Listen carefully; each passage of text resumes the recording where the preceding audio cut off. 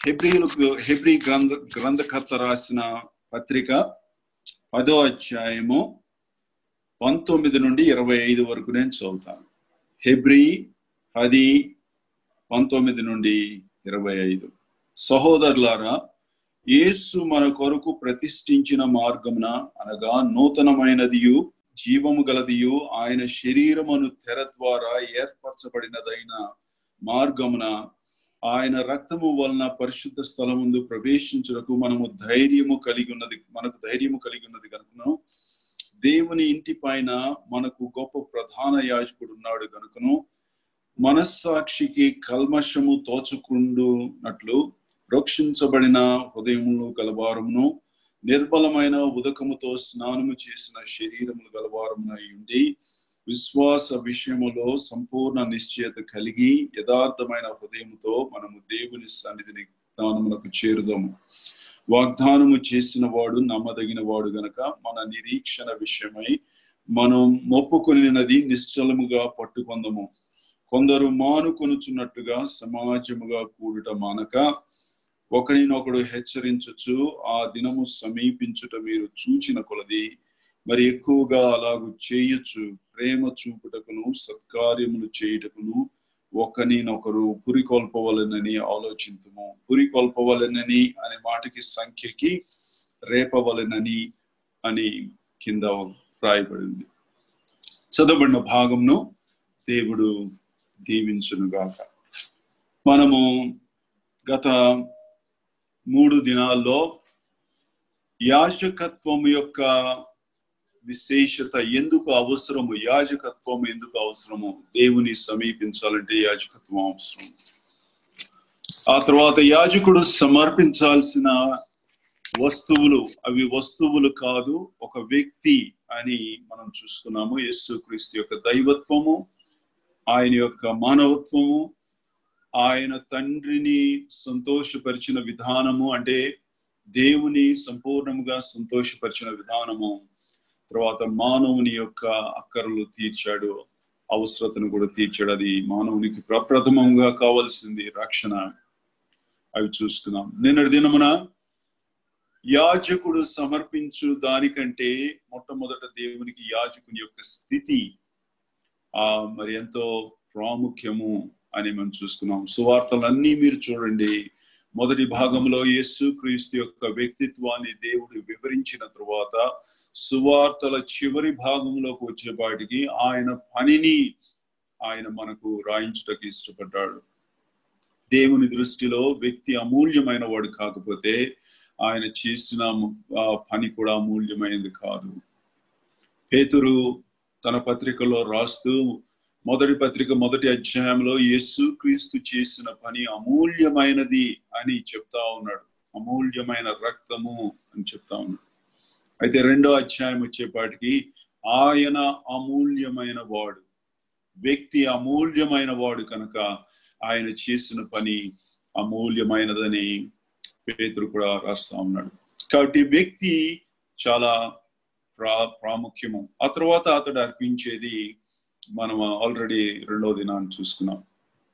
వ్యక్తిలో ప్రప్రథమంగా దేవుడు చూసే 2 విషయాలు ఏంటంటే అతని మనస్సు ఎటువంటిదో చూస్తాడు, ఆ తర్వాత అతని హృదయం ఎటువంటిదో చూస్తాడు. హృదయం అనే గృహాన్ని చేరాలంటే మనస్సు అనే ద్వారము ద్వారానే అది సాధ్యమవుతుంది. రోమాపత్రిక 12వ అధ్యాయంలో దేవుడు 11 అధ్యాయాలు ఎంతో జాగ్రత్తగా మనందరికి వివరిస్తా ఉన్నాడు. వివరించి 12వ అధ్యాయంలో చాలా స్పష్టంగా చెప్తా ఉన్నాడు. ఓ అన్యులారా, అన్య జనాంగమా, ఇశ్రాయేలీలు వారి మనస్సు మూయబడిన మనస్సు, వారి మనస్సు అంధకారంతో నింపబడిన మనస్సు కాబట్టి వారి స్వంత దేవుని తిరస్కరించారు, తృణీకరించారు. ఆ తృణీకారంలో ఏ స్థాయికి వెళ్ళారంటే వారి స్వంత దేవుని వారి స్వంత చేతులతో సిలువ వేసి చంపారు. అటువంటి పాపంలో మీరు పడొద్దు. మీ మనస్సు రూపాంతరము చెందాలి, మీ మనస్సులో వెలుగు ప్రకాశించాలి. ఈ రాత్రి దేవుని వాక్యం ద్వారా కొంత వెలుగు ప్రకాశిస్తా ఉంది మన మీద. ప్రకాశించినప్పుడు మన జీవితాల్లో ఉన్న కొంత చీకటి పారదోలపడుతుంది. అందుని బట్టి దేవునికి స్తోత్రము. అజ్ఞానం అనే చీకటిలో ఉండకూడదు. దేవుని విషయాలు మాకు తెలియదు అనే అజ్ఞానం అనే చీకటిలో ఉండొద్దు. ఇశ్రాయేలీయుల వలె మీరు అజ్ఞానంలో అంధకారంలో ఉండొద్దు. మీ మనస్సులో అనుదినము రూపాంతరం చెందాలి. ఆదాముకు కలిగిన స్వభావం మనసు అటు వెళ్తే క్రీస్తు కలిగిన స్వభావం మనసు ఇటువైపు వెళ్తుంది. 180 డిగ్రీలు తిరిగి వెనక్కి తిరిగి వెళ్ళండి. ఇశ్రాయేలీయులు వారి మనస్సు మారలేదు కాబట్టి వారి స్వంత దేవుడు స్వయాన ఆయన తాను తగ్గించుకొని శరీరధారి అయి ఈ లోకానికి దిగి వస్తే ఆయన గుర్తుపట్టలేదు, గౌరవించలేదు. ఆయన అగౌరవపరిచి సిలువ వేశారు. కాబట్టి నేను ఇశ్రాయేలీయులను పక్కన పెట్టాను. వారు నేడు ప్రయోజనకారులు కాదు. అయితే వారిని నేను తృణీకరించలేదు, విసర్జించలేదు, కానీ ప్రక్కన పెట్టాను. ఒక దినాన నేను వారిని మళ్ళా తిరిగి వెలుగులోకి తీసుకొస్తాను. 1000 ఏళ్ల పరిపాలనలో వారిని వెలుగులోకి తీసుకొస్తాను. ఇశ్రాయేలీయుల్ని మరి ఎక్స్ప్రెస్ ట్రైన్ తో పోలిస్తే దేవుడు అంటున్నాడు, ఎక్స్ప్రెస్ ట్రైన్ ని నేను లూప్ లైన్ లో పెట్టి అన్యజనులనే గూడ్స్ బండికి నేను సిగ్నల్ త్రూ వేస్తాను. ప్రస్తుతం ఈ యుగము వారికి చెందినది. ప్రస్తుతం వారితో దేవుడు లావాదేవీలు చేస్తున్నాడు. అంటే ఈస్ ట్రాన్సాక్షన్ అంటారు, లేకపోతే డీలింగ్స్ అని అంటారు ఇంగ్లీష్ లో. కాబట్టి మనం కూడా ఇశ్రాయేలీయుల వలె అజ్ఞానంలో ఉంటే దేవుడు మనల్ని కూడా ప్రక్కన పెడతాడు. ఏ విశ్వాసి అయితే వాక్యాన్ని నేర్చుకోవడానికి ఇష్టపడ్డో, వాక్యము బోధించబడినప్పుడు అతడు విని విడిచిపెడతాడో, దాన్ని హృదయంలోకి తీసుకొని దాన్ని గ్రహించి దాన్ని హత్తుకొని ప్రశంసించి దేవుని స్తుతించి, దేవా ఈ దినమున నీ దాసునితో నాకు కొన్ని విషయాలు, నూతనమైన విషయాలు నేర్పించావు. ఎన్నో సంవత్సరాల నుండి నాకు అర్థం కాని సతమతం అవుతున్న వాటిని వివరించావు. వీటిని నేను ఆచరణలో పెట్టుకునేటట్టు చేయి. హృదయం అనే ఆ యొక్క ఆ పెట్టెలో భద్రపరుచుకునేటట్టు చేయి అని చెప్పి తూర్పు దేశపు జ్ఞానులు వారు పెట్టెలు విప్పారని రాసింది. యేసు ప్రభువుకి సమర్పించడానికి తెచ్చిన విషయాలు పెట్టెలో భద్రపరుచుకొని తెచ్చుకున్నారు. ఎందుకంటే దారిలో ఎవరన్నా దొంగతనం చేస్తారేమో. పెట్టెలు, ఆయన చాలా అమూల్యమైన వాడు కాబట్టి చాలా ఎక్కువ వస్తువులు తేవాలి, విలువైన వస్తువులు తేవాలి, చేతులు సరిపోవు, పెట్టెలు తీసుకురావాలి అని చెప్పి వారు పెట్టెలు తెచ్చారు. మరియ కూడా సిమియోను పలికిన మాటలు, మరి తన హృదయంలో ఆ గొర్రెల కాపర్లు పలికిన మాటలు తన హృదయంలో భద్రపరుచుకొనెను, తలపోసుకొని చుండెను. చాలా ఉత్తమమైన మాటలు మనం కూడా చేయాలి. ఈ రాత్రి వేళ మరి హృదయం మనస్సు గురించి కొన్ని విషయాలు నిన్న చెప్పాను. ఆరాధికునికి ఉండాల్సిన మనస్సు, ఈ రాత్రి అతనికి ఉండాల్సిన హృదయం మీద కొన్ని విషయాలు నేను మీతో ఉంచాలని ఆశపడతా ఉన్నాను. మనం నిన్న చదివిన భాగము, ఈరోజు చదివిన భాగంలో కూడా మనస్సు, మనస్సాక్షి, హృదయము అనే మాటలు పదే పదే వస్తా ఉన్నాయి. ఈ యేసు క్రీస్తుకు కలిగిన దీనమైన మనస్సు మనకి ఎట్లా లభిస్తుంది అని మీరు ప్రశ్న అడిగితే దానికి సమాధానం ఏంటంటే, పాత నిబంధనలో ఉన్న ఈ భక్తులకు అది లభించుటకు సాధ్యం కాలేదు. ఎందుకంటే ఆ మనస్సును ధరించుకోవాలంటే ఒకరి యొక్క సహాయం కావాలి. ఆ వ్యక్తి పేరు, ఆ దైవికమైన వ్యక్తి పేరు పరిశుద్ధాత్మ. పాత నిబంధన భక్తుల హృదయాలలో పరిశుద్ధాత్మ ఆయన నిత్య నివాసము చేయలేదు కాబట్టి వారికి సాధ్యం కాలేదు. విశ్వాసం ద్వారా కొంతమందికి మాత్రమే తాత్కాలికంగా ఇవ్వబడింది. అయితే ఈ దీన మనస్సును ధరించుటకు కావలసిన ఏర్పాట్లన్నీ దేవుడు చేశాడు. నీవు నేను అది సంపాదించుకోవాలంటే దాన్ని ప్రశంసించాలి. ఎట్లా ప్రశంసిస్తాను?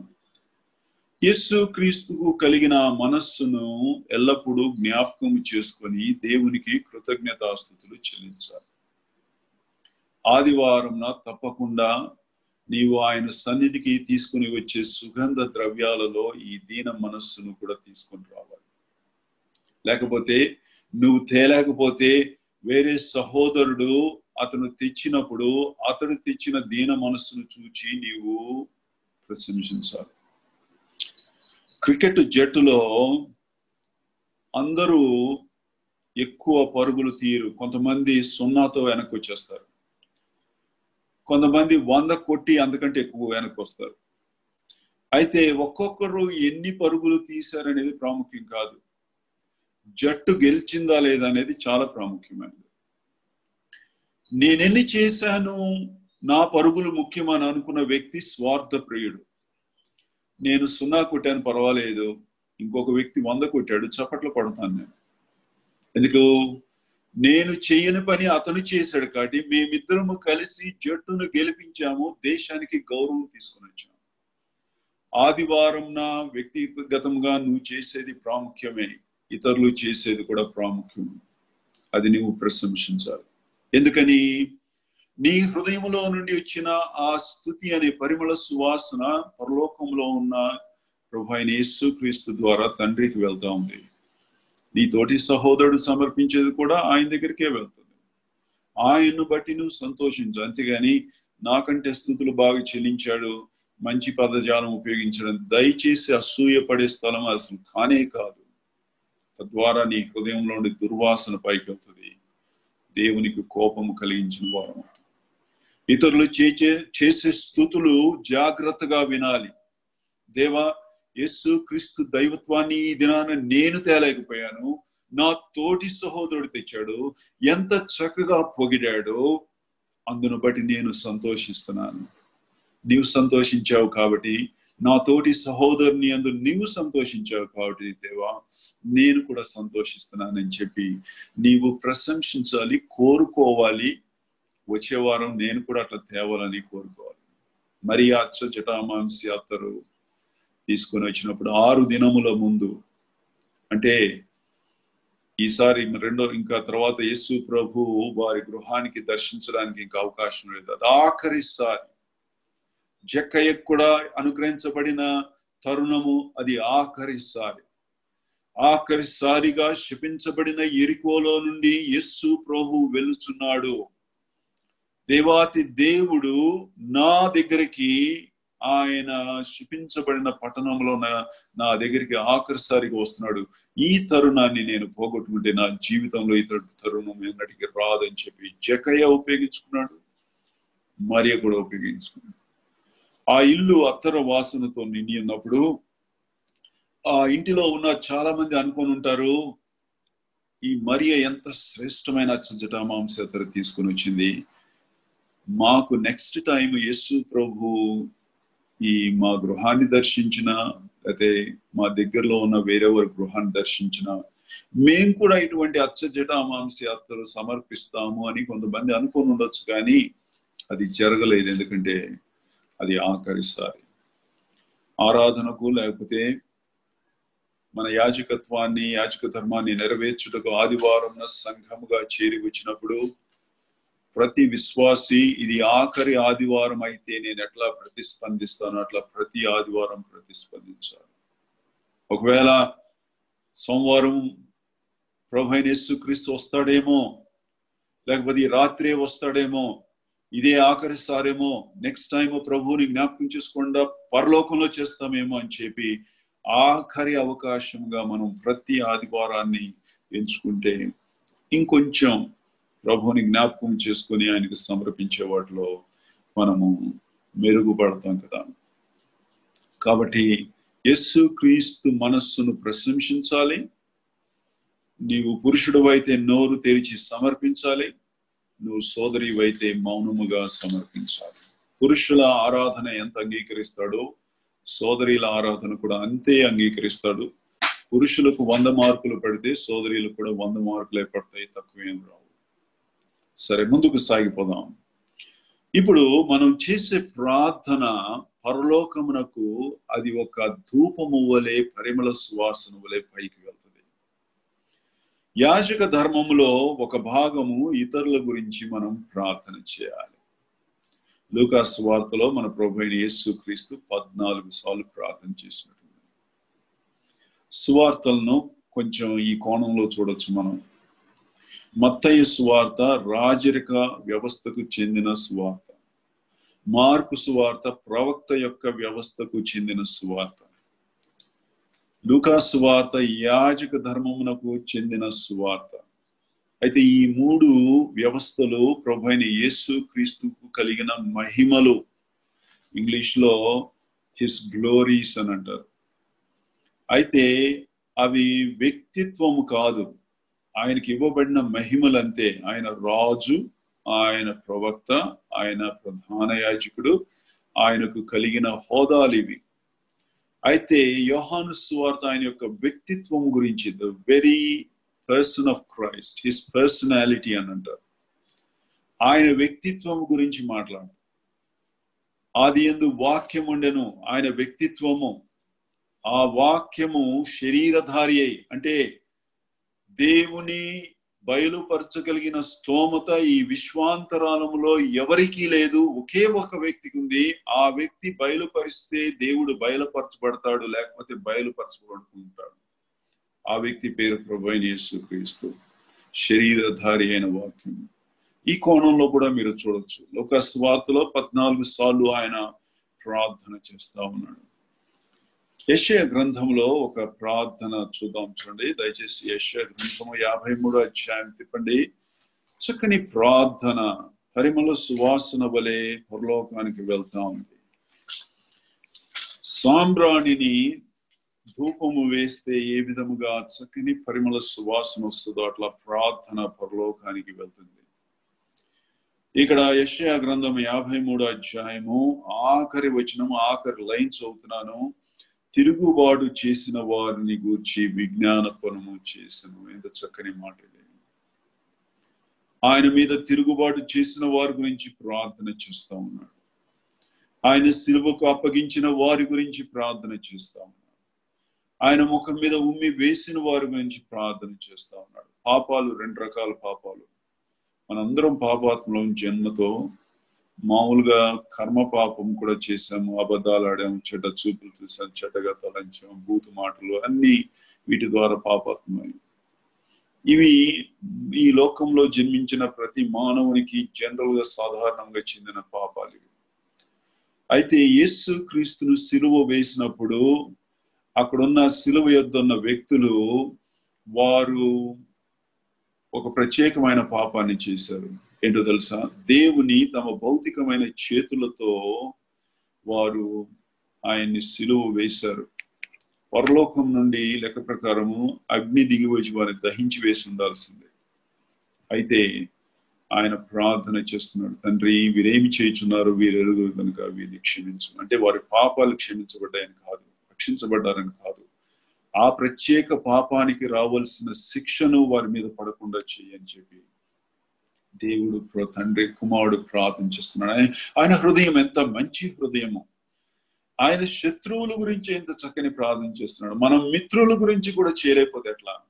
తోటి సహోదరుల గురించి మనం చేయలేకపోతే ఎట్లా? కాబట్టి తోటి సహోదరుల గురించి మనం ప్రార్థన చేసినప్పుడు అది పరలోకమునకు పరిమళ సువాసన వలె వెళ్తుంది. నువ్వు తోటి సహోదరుని గురించి నువ్వు మోకరిస్తున్నావు అంటే నువ్వు తగ్గించుకుంటున్నావు అని అర్థం. తద్వారా యేసు క్రీస్తుకు కలిగిన మనస్సు నీలో ఏర్పడుతుంది.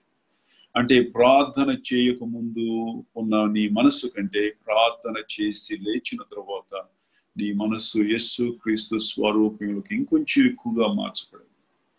కూర ఉడకబెట్టడం, వండడాన్ని బట్టి మీరు తెలుసుకోవచ్చు. కూర ఒకేసారి మొత్తం 100% ఉండదు కదా. 50% ఉడికిందని అనుకుందాం. ఇంకా 2 నిమిషాల తర్వాత ఇంకొంచెం 55% ఉడుకుతుంది. ఉడికిది చాలా జరుగుతానే ఉంటది, కానీ ముందు కంటే కొంచెం ఎక్కువ ఉడికింది. అంటే ప్రతి ప్రక్రియలో యేసు క్రీస్తు స్వరూప్యం కొంత మనలో ఏర్పడడం వల్ల పర్సంటేజ్ పెరుగుతూ ఉంటది. మొబైల్ ఫోన్ ఛార్జింగ్ పర్సంటేజ్ ఎట్లా పెరుగుతుందో యేసు క్రీస్తు యొక్క పర్సంటేజ్ పెరిగే కొద్ది ఆ 2 విషయాలు ఒకసారి జరుగుతాయి. యేసు క్రీస్తు స్వరూప్యం యొక్క శాతం పెరుగుతుంది, ఆదాము యొక్క శాతము తగ్గిపోతా ఉంది, ఆదాము స్వభావం తగ్గిపోతా ఉంది రోజు రోజుకి. కాబట్టి యేసు క్రీస్తు స్వరూప్యంలోకి నేను మార్చబడతాను. అంతేకాదు యాజకత్వాన్ని మనము చాలా సీరియస్ గా తీసుకోవాలి. ఈ ప్రార్థన కూడా చేయాలి. దేవా, నేను యాజకత్వాన్ని చాలా ప్రాముఖ్యమైనదిగా ఎంచేటట్లు నాకు సహాయం చేయి. నా తోటి సోదరులకు ఒక చక్కని మాట చెప్తా ఉన్నాను, వారి భార్యలకు కూడా ఒక చక్కని మాటను చెప్తా ఉన్నాను. చాలాసార్లు సోదరీలు ఇటువంటి నిరుత్సాహకరమైన తలంపులు కలిగి ఉండొచ్చు. దేవుడు మమ్మల్ని వేదిక ఎక్కద్దన్నాడు, దేవుడు మమ్మల్ని నోరు తెరవద్దన్నాడు అని అనేక సార్లు నిరుత్సాహపడచ్చు. అయితే ఒక వేదిక మీదకి ఎక్కి ఈ ఆంధ్ర రాష్ట్రంలో లేకపోతే భారతదేశంలో ఉన్న గొప్ప దైవజనుడు లేకపోతే గొప్ప వాక్యోపదేశకుడు సాధించలేనిది నీవు మోకాళ్ళ మీద సాధించవచ్చు. అనేక మంది తల్లులు అది నిరూపించి చూపించారు. మన తల్లులే, మా తల్లులే, మరి మీలో ఉన్న అనేక మంది సోదర సోదరీలు మీ తల్లులు చేసిన ప్రార్థన ద్వారా మీరు నేడు ఈ స్థితిలో ఉండడానికి కారణం అది. ఓ సోదరి, ఓ మా తల్లి, నీవెప్పుడైనా ఇటువంటి ప్రార్థన చేసావా? ఏమనంటే, దేవా, నా భర్త నిత్యము నీ సన్నిధిలో ధూపము వేయు యాజకుడుగా ఉండాలని కోరుకుంటున్నాను. నా భర్త ప్రసంగి కూడా ఉండాలని కోరుకుంటున్నాను ప్రార్థించేది. ఒకవేళ దేవుడు చేస్తే దేవుని స్తోత్రం. నా భర్త సంఘ పెద్దగా ఉండాలని కోరుకుంటున్నాను ప్రార్థించేది. ఒకవేళ చేస్తే దేవుని స్తోత్రం. సువార్థికుడు ఉండాలని కోరుకుంటున్నాను, అది కూడా పర్లేదు. ఇది మాత్రం మర్చిపోవద్దు, నా భర్త యాజకుడు ఉండాలని కోరుకుంటున్నాను. మనుషుల ఎదుట కాదు, ప్రప్రథముగా దేవా నీ ఎదుట నిలబడి ముఖము నీ వైపు తిప్పి మనుషులకు వీపు తిప్పి ఆయన నిత్యము ధూపము వేయినట్లు నిత్యము నీ సన్నిధిలో యాజకుడు ఉండాలని కోరుకుంటున్నానని చెప్పి మీరు ప్రార్థించారు. ప్రతి సోదరుడు కూడా ఇదే ప్రార్థించాలి. దేవా, నేను ఆఫీస్కు వెళ్ళిపోయినప్పుడు నా భార్యకు ఎంతో సమయం ఉంటుంది, ఆ సమయాన్ని వృధా చేసుకోకుండా చేయి దేవా. కొంత సమయం వంట వండుతుంది, మంచిదే. కొంత సమయం ఇల్లు చక్క పెట్టుకుంటుంది, అది అవసరమే. ఆ తర్వాత ఫోన్ తీసుకొని ముచ్చట్లు వేసుకోకుండా చేయి. ఆ తర్వాత సమయాన్ని వృధా చేసుకోకుండా చేయి, టీవీ చూడకుండా చేయి. నీ సన్నిధిలో మోకరించి ఇతరుల గురించి వేడుకొని గోజాడే ఆ మనస్సును దయచేయి. ఒకవేళ చేస్తుంటే నీకు స్తోత్రం దేవా, ఆమెను యాజకురాలుగా చేయమని. ఇశ్రాయేలీల వంశాన్ని లేకపోతే ఇశ్రాయేలీలు ఫరో దాసత్వం కింద ఉన్నప్పుడు వారిని రక్షించడానికి దేవుడు ఒక వ్యక్తి కొరకు ఎదురు చూస్తా ఉన్నాడు, వెతుకుతా ఉన్నాడు. ఆ వ్యక్తి కనపడలేదు, దొరకలేదు. కాబట్టి ఆ వ్యక్తి జన్మించడానికి ఒక కుటుంబాన్ని వెతుకుతా ఉన్నాడు. ఏ కుటుంబంలో ఈ వ్యక్తి జన్మిస్తాడని ఎదురు చూసే సమయంలో ఆ జ్ఞానము, ఆ దేవుని యొక్క ప్రణాళిక, ఆ సమయంలో దేవుడు తలంచే ఆ యొక్క తలంపులు నా హృదయానుసారుడైన మనుష్యుడైన దావీదు ఏ విధంగా దేవుని మనసులోకి ప్రవేశించి ఆయన తలంపులు కనుక్కొని ఆ విధంగా చేసి దేవుని సంతోషపెట్టాడో, ఆ విధంగా ఒక యవన సోదరుడు, ఒక యవన సోదరి దేవుని హృదయంలోకి ప్రవేశించి ఆయన మనసు నెరిగి ఆ ప్రకారము వారు జీవించారు. ఎవరో తెలుసా? నిర్గమాకాండం 2వ అధ్యాయం 1వ వచనం తర్వాత చదువుకోండి. లేవి వంశస్థుడు ఒకడు వెళ్ళి లేవి కుమార్తెను వివాహం చేసుకున్నాడు. లేవీయుడు అంటే యాజకుడు, లేవి కుమార్తె అంటే యాజకురాలు. యాజకుడు ఒకడు వెళ్ళి ఒక యాజకురాలను వివాహము చేసుకున్నాను. సౌందర్యము కలిగిన స్త్రీని వివాహం చేసుకున్నట్టు రాయలేదు. కట్నం తెచ్చిన స్త్రీని వివాహం చేసుకున్నట్టు అక్కడ రాయలేదు. లేకపోతే ఆమె కూడా నాకు ఈ యాజకుడు అక్కర్లేదు, మరి ఒక హీరో కావాలని ఆమె కూడా అట్లా కోరుకోలేదు. ఆమె ఎదురు చూస్తుంది, దేవా నాకు ఒక భర్తనిస్తే అతడు యాజకుడై ఉండాలని. ఈయన ఎదురు చూస్తున్నాడు, దేవా నువ్వు ఒక భార్యనిస్తే ఆమె యాజకురాలై ఉండాలని. వారిద్దరికి పుట్టిన కుమారుడే మోషే, అతడే ఇశ్రాయేలు విమోచకుడు. నూతన నిబంధనలో కూడా అదే జరిగింది. లూకాసు సువార్త ఇందాక చెప్పాను, యాజక ధర్మము, యాజక వ్యవస్థను గురించి ఎక్కువగా మరి చెప్పబడిన లూకాసు వార్త. యాజక ధర్మం గురించి మీలో ఎవరైనా ఆసక్తి కలిగి ఉంటే పాత నిబంధనలో ఉన్న అహరోను కుమారులు, వారి వస్త్రాలు, వాటిని ధ్యానించాలి. క్రొత్త నిబంధనలో లూకాసు వార్త, ఆ తర్వాత హెబ్రీ పత్రిక మొత్తం ధ్యానించాలి. ఆ తర్వాత 1 పేతురు పత్రిక 1-2 అధ్యాయం మరి విశేషంగా ధ్యానిస్తే మీకు సంపూర్ణమైన పఠం రావడానికి ఈ భాగాలు ఎంతో ఉపయోగపడతాయి. నూతన నిబంధనలు కూడా అంతే. యేసు క్రీస్తును దేవుడు తండ్రి అయిన దేవుడు ఈ లోకానికి పంపించక ముందు ఆయనకు మార్గము సరళం చేయటకు ఒక వ్యక్తి గురించి వెతుకుతున్నాడు. ఎవరు లేరు. అందుకు ఒక కుటుంబాన్ని గురించి వెతికాడు. ఆ కుటుంబం పేరు జకరియా, ఎలిజబెత్. వారిద్దరూ యాజకులు. జకరియా యాజకుడు, ఆమె అహరోను కుమార్తె అని రాస్తుంది లూకాసు వార్త 1వ అధ్యాయం. అహరోను అంటే ప్రధాన యాజకుని కుమార్తె. వారిద్దరూ కలిసి దేవుని ఎదుట యథార్థవంతులు, నీతివంతులు, యాజక ధర్మాన్ని నెరవేరుస్తా ఉన్నారంటే భర్తకి తన చేతిలో గుప్పిళ్లలో పరిమళ చూర్ణ ద్రవ్యమును తీసుకుని వెళ్ళుటకు భార్య ఇంట్లో నూరి సహాయం చేస్తా ఉందని అర్థం. ఎంత చక్కని యాజక ధర్మం. ఎవరు యాజక ధర్మాన్ని నెరవేరుస్తారో అటువంటి కుటుంబంలో నుండి రాబోయే దినాల్లో గొప్ప భక్తులు, భక్తురాండ్రు, లేకపోతే భక్తులకు కావలసిన భార్యలు ఆ కుటుంబాల్లో నుండి వస్తారు. ఇంత గొప్పది యాజక ధర్మాన్ని మీరు చాలా ప్రాముఖ్యమైనదిగా ఉంచాలి. అంతేకాదు, దేవా నేను యాజకుడిగా ఉండాలని కోరుకుంటున్నాను. నా సంఘంలో ప్రతి సోదరుడు సోదరి యాజకులుగా ఉండాలని కోరుకుంటున్నాను. చిత్తూరులో ఎంతమంది ఉన్నారో తెలీదు. ఒకవేళ 50 మంది ఉన్నారో అని అనుకుందాం. నేను చిత్తూరు సంఘంలో ఒక సభ్యుడినని అని అనుకోండి. ఊరికనే ఊహించుకోండి. ఇప్పుడు నేనేమని ప్రార్థన చేస్తున్నా అంటే, దేవా నేను యాజకుడుగా ఉండాలని కోరుకుంటున్నాను. నా భార్య యాజకురాలుగా ఉండాలని కోరుకుంటున్నాను. మా సంఘంలో ఉన్న మిగిలిన 49 మంది కూడా యాజకులుగా ఉండాలని కోరుకుంటున్నాను. నేను ప్రార్థన చేశాను. మిగిలిన వారందరూ కూడా అదే ప్రార్థన చేశారు. 50 2500 ప్రార్థనలు, అంటే 2500 ప్రార్థనలు ఒక్కొక్క వ్యక్తి గురించి. ఇన్ని ప్రార్థనలు పరలోకానికి వెళ్ళినప్పుడు దేవుడు తప్పకుండా సంఘాన్ని గొప్ప సంఘంగా మార్చేస్తాడు. ఈ ప్రార్థన మనం చేయాలి. ఇతరుల గురించి ప్రార్థన చేసినప్పుడు యేసు క్రీస్తుకు కలిగిన మనస్సు నీకు కలుగుతుంది. ఎందుకంటే ఇతరుల గురించి నీవు సమయాన్ని వెచ్చించి నీ సుఖాన్ని పక్కన పెట్టి మోకాళ్ళ మీదకు వెళ్ళినప్పుడు నీవు నిస్వార్థమైన వ్యక్తిగా దేవుడు నిన్ను తీరుస్తాడు. ఎందుకంటే నీ స్వార్థాన్ని, ఆ సమయాన్ని నీ విశ్రాంతి కొరకు వాడుకోవచ్చు, ఆ సమయాన్ని వేరే వాటికి వాడుకోవచ్చు. అయితే ఇతరుల కొరకు నువ్వు ఖర్చు పెడుతున్నావు కాబట్టి నిస్వార్థమైన హృదయం ఇది. 1 కొరింథీ పత్రిక 11వ అధ్యాయంలో అక్కడ ప్రభువుని జ్ఞాపకం చేసుకోవడం అంటే దేవునికి చేసే పరిచర్య చూడొచ్చు అక్కడ.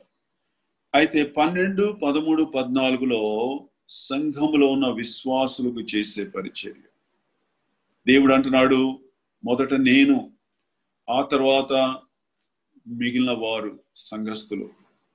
11వ అధ్యాయంలో ముందు నన్ను జ్ఞాపకం చేసుకో, ఆ తర్వాత నీ వరాలు ఉపయోగించి ఇతరులకు నీవు సేవ చేయి. సారెపతి స్త్రీతో ఏలియా అన్నాడు కదా, అమ్మా నీవు గనక నాకు ముందు అప్పము చేసుకుని తీసుకొని వస్తే నీ జీవితాంతము నీకు కొదువ కలిగి ఉండవు. లేదు నాకు ఇవ్వకుండా నీవు నీ కుమారుడు ఆ అప్పాన్ని తింటే ఈ ఒక్క పూట మాత్రమే బ్రతుకుతావు, తర్వాత చనిపోతావు. నన్ను ముందు పెట్టుకుంటే జీవిత కాలం అంతా నువ్వు బతుకుతావు. నిన్ను నువ్వు ముందు పెట్టుకుంటే కొంత క్షణాలే. యాజక ధర్మంలో దేవుని ప్రప్రథమముగా మనం సంతోషపడతాం కాబట్టి మనము కొరత లేని వారముగా మనము ఉంటాం. ఇవి చాలా ప్రాముఖ్యమైన విషయాలు. ఇక్కడ 1 కొరింథీ పత్రికలో 2 కొరింథీ పత్రికలో అపోస్తలుడైన పౌలు ప్రార్థన వారిని కోరుతున్నాడు. చూడండి దయచేసి 2 కొరింథీ పత్రిక 1వ అధ్యాయం, కొరింథీలకు రాసిన 2వ పత్రిక 1వ అధ్యాయం 10వ వచనము. 2 కొరింథీ 1:10. ఆయన అట్టి గొప్ప మరణం నుండి మమ్మును తప్పించును, ఇక ముందును తప్పించును, మరియు మా కొరకు ప్రార్థన చేయటం వలన మీరు కూడా సహాయము చేయుచుండగా ఆయన ఇక ముందును మమ్మను తప్పించునని ఆయన యందు నిరీక్షణ గలవారమై ఉన్నాం. ఇది కొంచెం విచిత్రంగా ఉంది. అపోస్తలుడైన పౌలు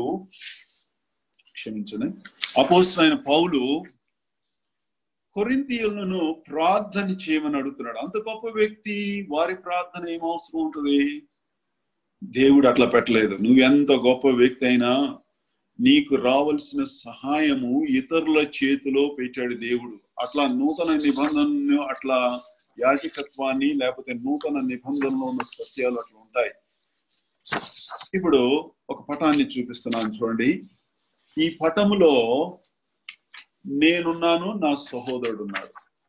నేను, నా సహోదరుడు.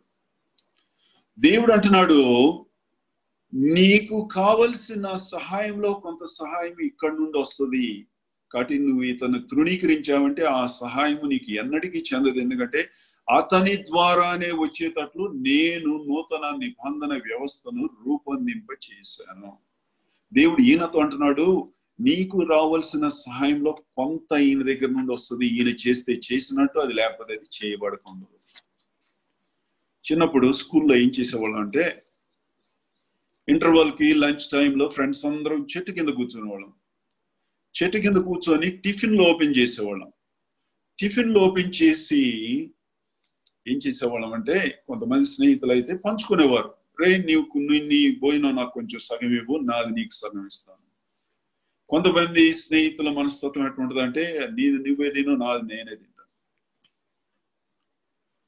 నీది నువ్వే తిను, నాది నేనే తింటాను అనేది భోజనపు బల్ల దగ్గర ఉన్న భౌతికమైన భోజనంతో ముగించుకుంటే పర్లేదు, దానివల్ల నష్టమే లేదు. ఇక్కడ క్రొత్త నిబంధనలో ఆ మాటలు పనికిరావు. నేను ఈయన గురించి ప్రార్థన చేయమని దేవుడు చెప్పాడు. ఈయనని నన్ను గురించి ప్రార్థన చేయమని చెప్పాడు. అదెందుకు? నా ప్రార్థన నేను చేసుకోలేనా? ఆయన ప్రార్థన ఆయన చేసుకుంటే పోలేదా అని అనొచ్చు. అయితే దేవుడు అట్లా పెట్టలేదు. ఎందుకో తెలుసా? నేను ఈ వ్యక్తి గురించి నేను ప్రార్థన చేసినప్పుడు నా యొక్క నిస్వార్థమైన, అంటే నా నిస్వార్థత్వాన్ని నా జీవితంలో ప్రదర్శిస్తున్నాను. యేసుక్రీస్తు మనస్తత్వాన్ని ప్రదర్శిస్తున్నాను. ఆయన కూడా నిస్వార్థమైన వాడే, అందుకే దిగి వచ్చాడు. నేను ఎందుకు దిగి వెళ్ళాలి పరలోకం నుండి? నేను భూలోకంలోకి ఎందుకు వెళ్ళాలి? నేను పరలోకంలో ఉంటాను. మానవుడు వాడు సచ్చి నరకానికి వెళ్ళిపోతే పోనీ, నాకెందుకు అని అనలేదు ప్రభు. మానవుడు నిస్సహాయ స్థితిలో ఉన్నప్పుడు తను తాను తగ్గించుకుని వచ్చిన ఆ యొక్క మనస్సును మనము అవకాశం దొరికిన చోటల్లో ప్రదర్శించాలి. ఈయన గురించి నేను ప్రార్థన చేస్తున్నానంటే నిస్వార్థమైన మరి మనస్సును ప్రదర్శించడం మాత్రమే కాదు, నా తోటి సహోదరుడు విలువైన వాడని దేవుని ఎదుట ప్రకటిస్తున్నాను.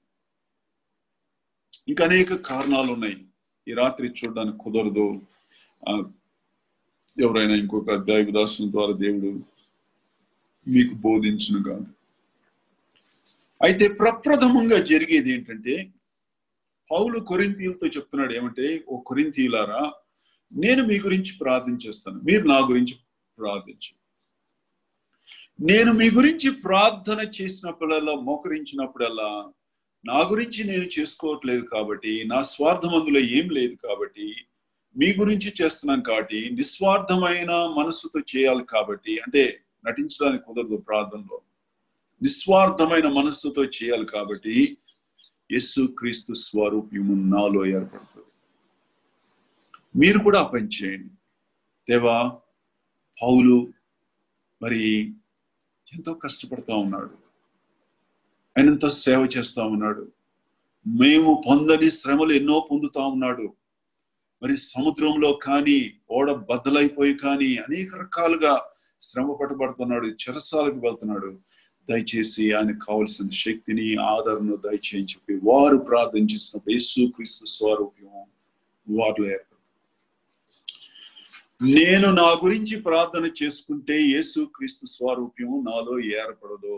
దేవుడు అంటాడు, అందులో గొప్పతనం ఏముంది? ఈ లోకంలో ప్రతి ఓడు తను తాను ప్రేమించుకుంటాడు, అవిశ్వాసి చేసే పనే నువ్వు చేస్తున్నావు అంటాడు.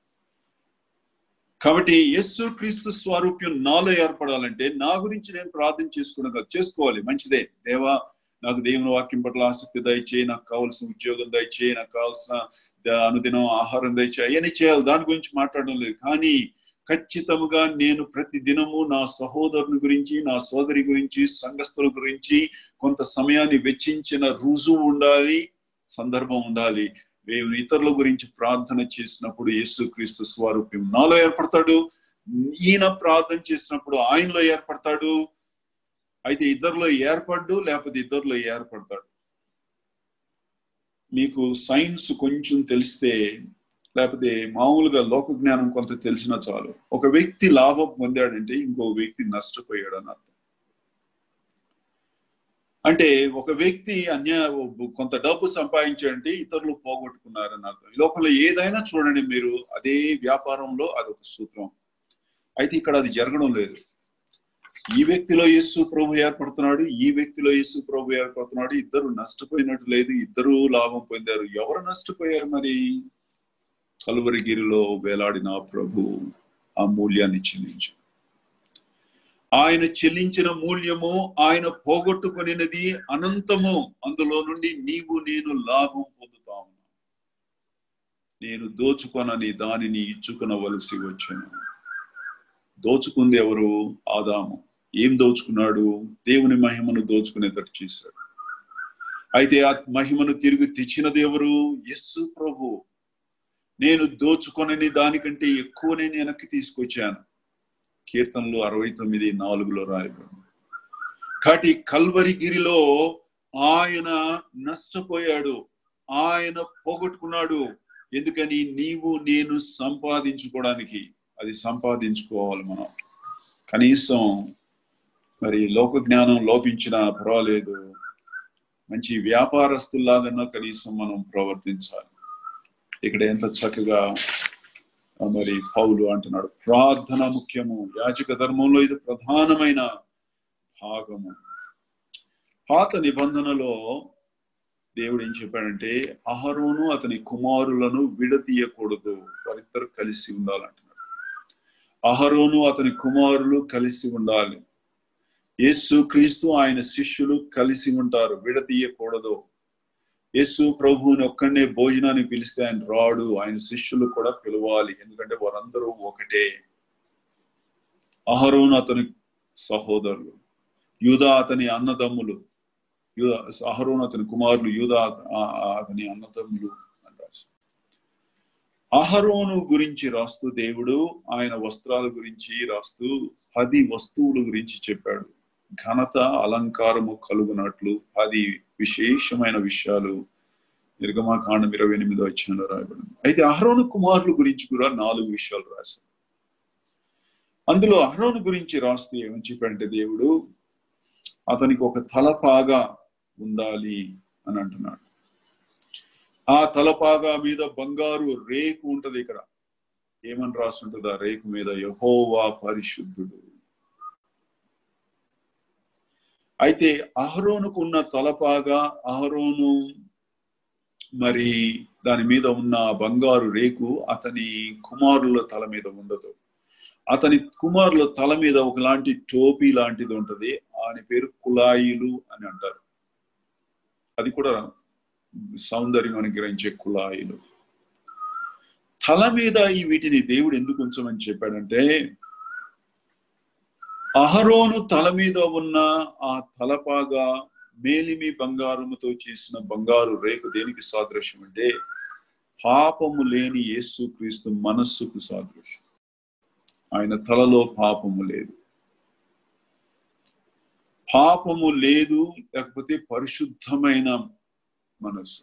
ఇక్కడ కొంచెం మీరు గమనిస్తే మీరు మేలు పొందుతారు.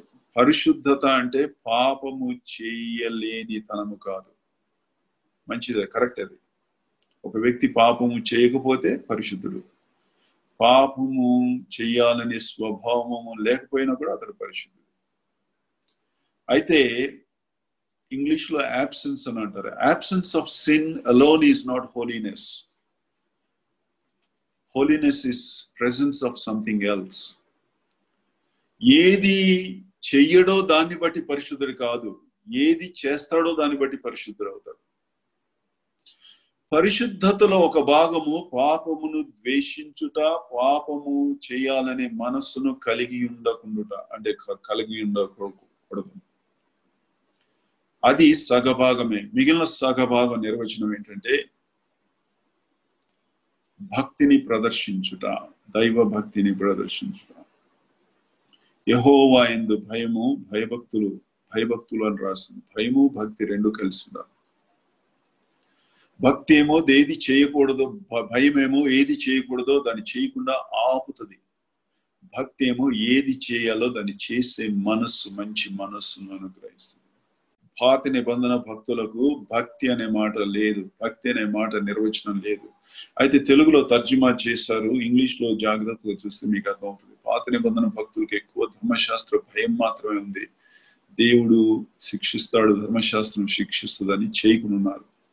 భక్తి అనే మాట నూతన నిబంధన మాట. భక్తి అని అంటే నీకు ఎవరు చెప్పకుండా, నిన్ను ఎవరు బలవంతం చేయకుండా, నీ స్వతహాగా నీ హృదయములో నుండి దేవుని పట్ల ప్రేమ పొర్లి రావడము, దాన్ని భక్తి అని అంటారు.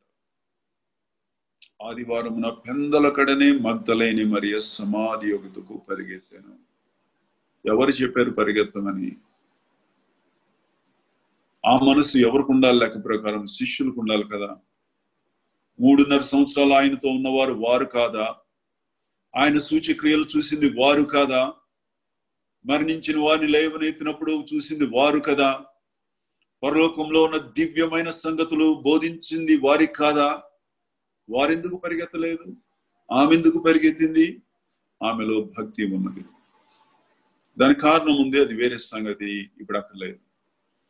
దేవుడు అంటున్నాడు, ఇదిగో యేసు క్రీస్తులో భక్తి ఉన్నది. భక్తి అంటే అర్థం ఏంటంటే, నా తండ్రిని నేను ఎంత దూరము వెళ్ళైనా సరే నేను సంతోష పెట్టాలి, లేదా సంతోషపరచుటకు ఎంత దూరమైనా వెళ్తాను, ఎంత దూరమైన వెళ్ళుట అనే మాటను ఫిలిప్పీ పత్రిక 2వ అధ్యాయంలో శిలువ మరణము పొందినంతగా విధేయత చూపించాడు అని అక్కడ రాసి. చాలా చక్కని మాట. ఇప్పుడు దేవుడు అంటున్నాడు, అహరోను కుమారుల తల మీద కూడా అది ఉండాలి. అంటే ఆ కడగబడిన మనస్సు, పవిత్రీకరించబడిన మనస్సు, యేసు క్రీస్తు కలిగిన మనస్సు, దీన మనస్సును వారు కలిగి ఉన్నప్పుడే నేను వారి యాజక ధర్మాన్ని నేను నెరవేర్చు వారిని నేను అంగీకరిస్తాను. అంతేకాదు, ఈ యొక్క అహరోను కానీ అతని కుమారులకు కానీ ఇవ్వబడిన ఆ యొక్క వస్త్రాలు, అవి వారికి అలంకారము, సౌందర్యము, ఘనత, మహిమను కలుగు చేస్తాయి. ఎందుకంటే వారికి వ్యక్తిగతంగా ఆ ఘనత, మహిమ, అలంకారం లేదు, సౌందర్యం లేదు. వారు వేసుకున్న బట్టల ద్వారా అది వచ్చింది. దీన మనస్సు దేవుని ఎదురు చాలా సౌందర్యమైన మనస్సుగా కనపడుతుంది. మీకు అవిధేయత చూపించే పిల్లలు ఉన్నవాళ్ళకి బాగా అర్థమవుతుంది. ఉండాలని కోరుకోవద్దు. ఒకవేళ ఉంటే వాళ్ళు చేసే నష్టము ఉంది, చాలా ఉంది. కానీ ఒకటి మాత్రం బాగా నేర్పిస్తారు మీకు, అవిధేయత ఎంత అసహ్యం కనపడుతుందని మీకు నేర్పిస్తారు. దానికి విరుద్ధముగా విధేయత, తగ్గింపు మనస్సు ఎంత సౌందర్యం ఉంటుందో, దేవుడు ఎంత కోరుకుంటాడో అక్కడ రాసి ఉంటుంది.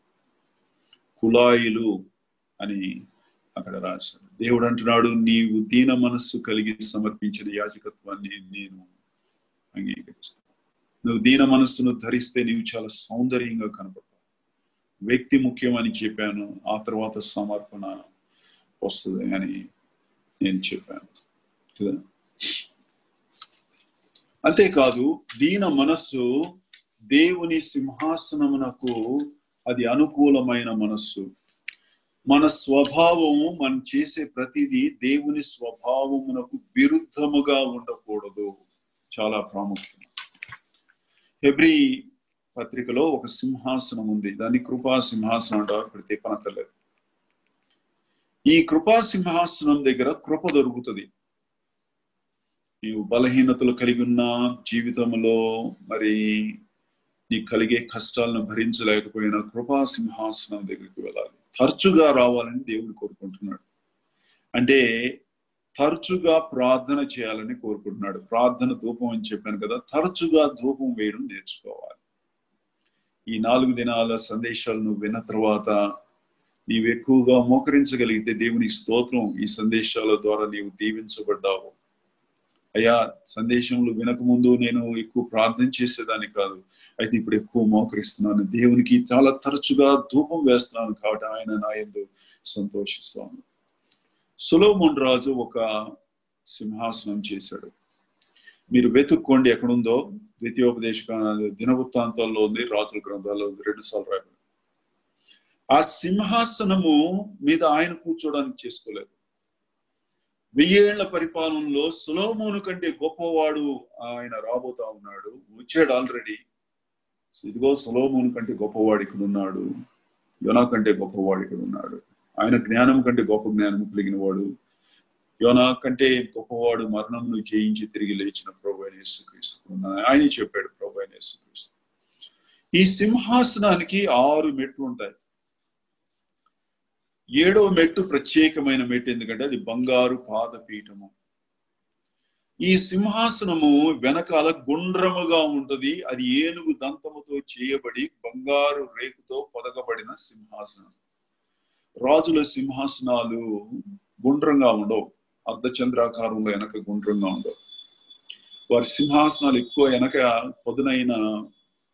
పదునైన రీతిలో వాళ్ళు చేస్తారు. ఎందుకంటే ఆ సింహాసనమును ఎవరైనా దూరం నుండి చూసినప్పుడు జాగ్రత్త, తొందరపడి ఈ సింహాసనము సమీపించొద్దు. ఇక్కడ కూర్చున్న వ్యక్తి చాలా అధికారము, శక్తి, ప్రభావం కలిగిన వాడు. నీవేమాత్రం తప్పు చేస్తే అతడు నిన్ను శిక్షిస్తాడు. ఇదిగో ఈ సింహాసన ఆకారం చూడని అసలు చేసేవాళ్లే ఆ మనసు పెట్టుకొని దాన్ని తయారు చేస్తారు. అయితే ఈ సింహాసనం అటువంటిది కాదు, గుండ్రటి సింహాసనం. గుండ్రము అనేది ప్రమాదకరము కాదు. ఒక కుటుంబంలో చిన్న బిడ్డ పుట్టినప్పుడు తండ్రి తల్లి ఏం చేస్తారంటే, మన బిడ్డ 1 సంవత్సరం అయింది, వీడు లేచి అటు ఇటు నడుస్తున్నాడు, పెరిగెత్తున్నాడు, కానీ గోడ గుద్దుకుంటున్నాడు, మరి టేబుల్ వాటి వీటికి గుద్దుకొని పడిపోతున్నాడు అని చెప్పి, ఈ ఏదైనా సరే పదునైనది ఉంటే, ఒకవేళ బల్లకి కొన పదునైంది ఉంటే ఆ బల్లను తీసి దాచిపెట్టి గుండ్రంగా ఉండే వస్తువులు తీసుకొచ్చి ఇంట్లో పెడతారు. అయితే ఈ సింహాసనము గుండ్రము, మన్నా కూడా గుండ్రమైనది. ఇంగ్లీష్ లో మ్యానా వాజ్ రౌండ్ అని రాశారు, తెలుగులో సన్నని కణాలని సరిగ్గా తర్జుమా చేయలేకపోయారు. కానీ అది గుండ్రని కొత్తిమీర గింజ లాంటిది. అది గుండ్రముగా కాకపోతే చాలా ప్రమాదకరమైనది. ఎందుకని? ఆ మన్నా ప్రభు అయిన యేసుక్రీస్తు. ఆయన పరలోకంలో ఉంటే నీవు నేను సమీపించలేము, కుదరదు. ఆయన సింహాసనాన్ని సమీపించలేము. ఆయన తను తాను తగ్గించుకొని గుండ్రని వానిగా కృపా సత్యము, గుండ్రం అంటే కృప, తెలుపు అవి సత్యానికి సాదృశ్యం. గుండ్రని వాడికి ఈ లోకానికి వచ్చాడు కాబట్టి ఆయన ప్రమాదకరం కాలేదు. తీసుకొని తిన్నందుకు వారు బ్రతికారు, చచ్చిపోలేదు. కానీ ఈ గుండ్రని సింహాసనము, ఇక ఈ పటము, ఇది మంచి పటం కాదు, ఇంటర్నెట్ లో ఎందుకంటే మంచి పటం దొరకలేదు కాబట్టి ఇది స్టాండర్డ్ కింద దయచేసి తీసుకోవద్దు. కొంత అర్థం కావడానికి మీకు చూపిస్తున్నాను. 6 మెట్లు ఉంటాయి. ఇక్కడ మాత్రం పైన మాత్రం బంగారు పాదపీఠం ఉంటుంది. ఈ 6 మెట్టు, 7వది బంగారు పాదపీఠము. 7 మెట్లను ఫిలిప్పీ పత్రిక 2వ అధ్యాయము 6 నుండి 11 వరకు 7 దిగి వెళ్తున్న మెట్లు ఉన్నాయి, 7 ఎక్కువ వెళ్తున్న మెట్లు కూడా ఉన్నాయి. వాటితో పోల్చుకొని స్టడీ చేసుకుని చాలా ఉపయోగపడుతుంది. వెనక మాత్రం సింహాసనం గుండ్రంగా ఉంది, అంటే కృపా సింహాసనము. ఏనుగు దంతముతో చేయబడింది, పరిపూర్ణమైన మానవుడు, బంగారంతో పొదగబడింది, సంపూర్ణంగా పరిపూర్ణమైన దేవుడు కూడా. ఆయన 100% దేవుడు, 100% మానవుడు. ఒకవేళ మీలో ఎవరికైనా యేసుక్రీస్తులో 50% దేవుడు, 50% మానవుడు, 2 కలిపి 100 అని అనుకోదు, పొరపాటు, తప్పుడు అభిప్రాయం. ఆయనలో 100% మానవ దేవుడు, 100% మానవుడు. 100 + 100 = 100, 200 అవుతుంది. మళ్ళా ఇది మామూలు లెక్కలు ఇక్కడ పనికిరావు. ఈ దైవికమైన లెక్కలు, పరలోకపు లెక్కలు. 100% ఆయన మానవుడు కాబట్టి కృపా సింహాసనం దగ్గర మనకి కృప లభిస్తుంది. దేవుడు అంటున్నాడు, నీవు కృపా సింహాసనం దగ్గరికి తరచుగా రావాలి. అక్కడ కూర్చున్న వ్యక్తి కృప గలవాడు, ఆయన సింహాసనం ఆకారమే కృప కలిగింది. నీవు తగ్గింపు మనస్సు లేకుండా అక్కడ వచ్చి పదే పదే నిలబడితే ఆయన అవమానపరిచిన వాడు అవుతావు నీవు. ఎందుకంటే ఆయన స్వభావానికి నీ స్వభావము 2 కుదరడం లేదు, మ్యాచ్ అవ్వడం లేదన్నట్టు. కాబట్టి యాజకునికి దీన మనస్సు ఖచ్చితంగా కలిగి ఉండాలి. ఎందుకనంటే ఇందాక చెప్పాను, అహరోను అతని కుమారులు ఒకేలాగా ఉండాలి. యేసు ప్రభు ఆయన శిష్యులు ఒకేలాగా ఉండాలి. కాబట్టి కృపా సింహాసనం మీద కూర్చున్న వ్యక్తి, దైవికమైన వ్యక్తి ప్రభు అయిన యేసుక్రీస్తు, కింద నిలబడిన నీవు నేను కూడా అదే రకమైన మనసు కలిగి ఉన్నప్పుడు మనకి కృపా సింహాసనం దగ్గర నుండి మనకి లభిస్తుంది. ఇప్పుడు ఆయన ఇంకా అనేక విషయాలు ఉన్నాయి, సమయం సరిపోదు. ఇక్కడ యెహెజ్కేలు గ్రంథంలో ఒక మాట చూద్దాం. చూడండి దయచేసి యెహెజ్కేలు గ్రంథము 36:25 నుండి చదువుతాను. యెహెజ్కేలు గ్రంథము 36 అధ్యాయం 25వ వచనం. 36:25.